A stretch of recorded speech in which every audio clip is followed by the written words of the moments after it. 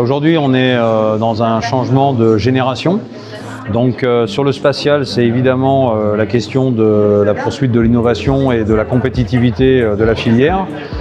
Donc ça passe par des lanceurs réutilisables, ça passe par une utilisation raisonnée de l'espace et puis aussi réduire l'empreinte environnementale. Et sur l'aéronautique, c'est principalement la décarbonation.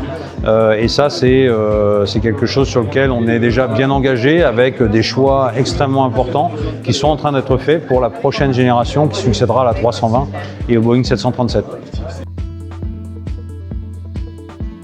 Il lui faut, comme on l'a fait depuis toujours, une très bonne synergie entre l'État et l'industrie.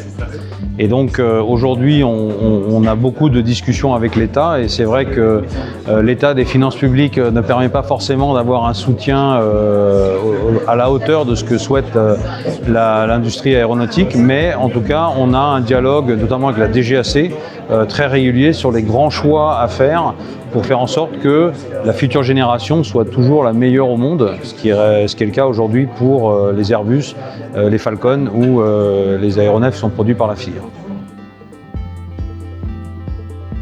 Ils sont à une période absolument incroyable et vraiment on est à l'aube de changements très importants, notamment en matière de complexité de système.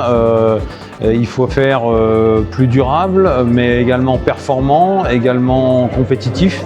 Et donc on va avoir des choix techniques extrêmement compliqués à faire, où il faudra faire des compromis.